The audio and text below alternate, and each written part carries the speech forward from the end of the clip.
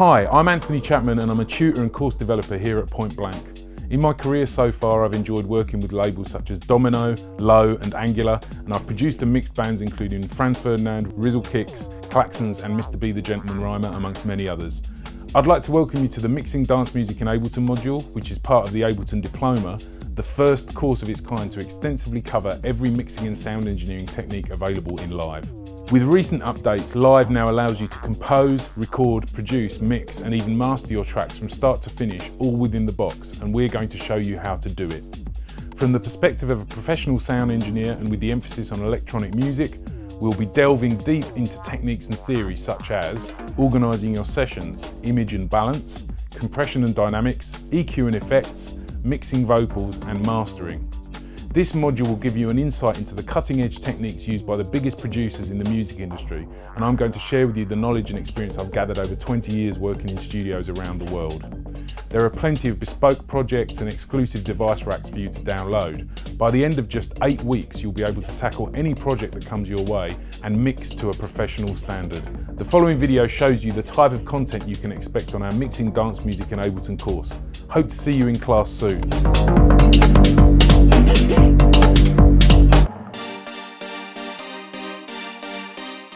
With the convolution reverb, it is possible to create much more realistic sounding reverbs, but you can also use it to create huge reverbs that you would struggle to create with an algorithmic reverb. So that's with my EQ on, that's with it off. So really what I'm trying to do is get this to be really noticeable without it being too fizzy. Particularly in dance music, if you've got lots of rampant high frequencies in the reverb, it can really interfere with the hi-hats and the top of the snare and stuff like that.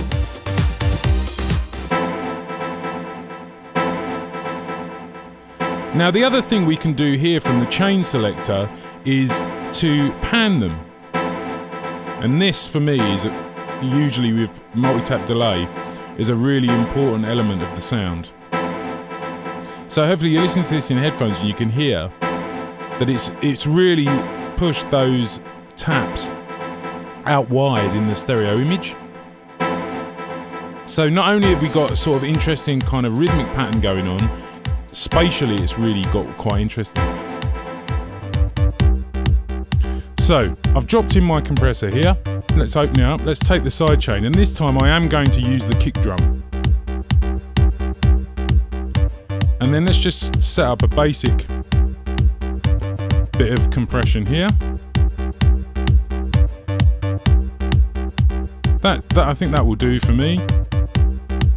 We can see it coming down there on the activity view. Then if we listen to the bass on its own, the ones that coincide with the bass drum that fall on a beat are being pushed down a bit, whereas the others are sort of like coming out as normal. Now I'm going to focus on the pre-delay. This needs to be quite long. Okay, so what we're going to do is we're going to create a pause between the sound hitting and the reverb coming back. I'm also going to make dry and wet to 50%. Let's have a listen.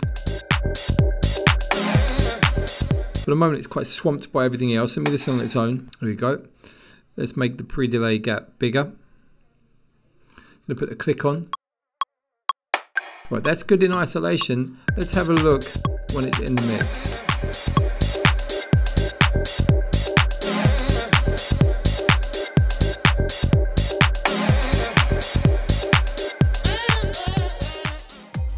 And one thing you need to realise is that if you imagine how we have send A on every channel and we have send B on every channel, then send A is kind of like a mix of its own. So all the different levels that you've got send A at constitutes a mix which gets sent to the reverb here. So this is sometimes called submixing.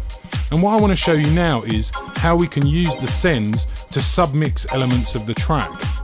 And this can give us a lot more control, it can give us new processing possibilities. So if you've got a song and you've got the vocal version of it and the instrumental version of it, we can use this phase cancellation to make an a cappella. So when I play these two together, the music gets louder because the music is exactly the same on both tracks, but on one track it's also got the vocals in the mix.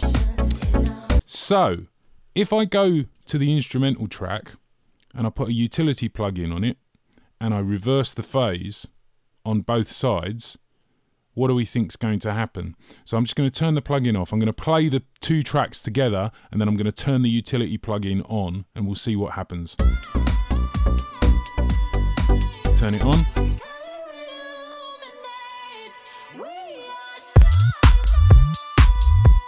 I'm going to increase this. So we're reducing sub energy. You can see that on the right hand side. You can hear it if you've got big speakers or powerful headphones. So we're thinning the sound out. The low cut is also known as a high pass filter.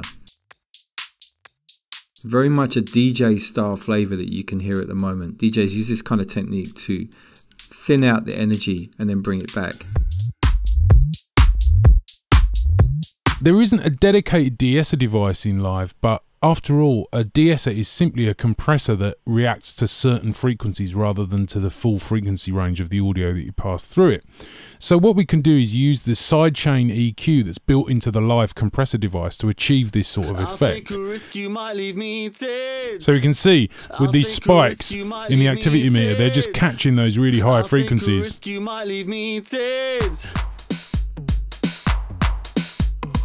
We've got a little simple 909 beat here, and I'm going to use this to demonstrate the possibilities with Redux. Now what I'm going to do whilst we do this is we're going to put the spectrum on so you can see the result of this process. I'm just going to bring this up as well so we can see it in more detail. Alright, so let's have a look. Particularly pay attention to the right hand side.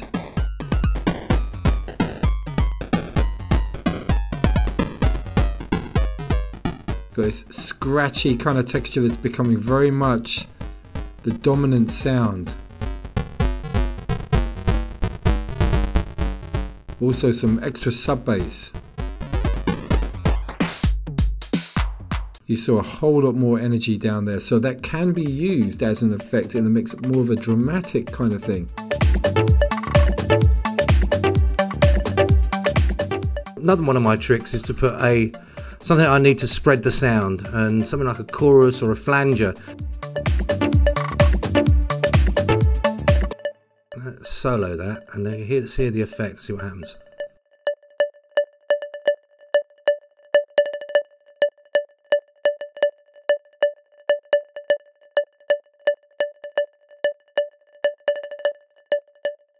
Let's hear that in the mix.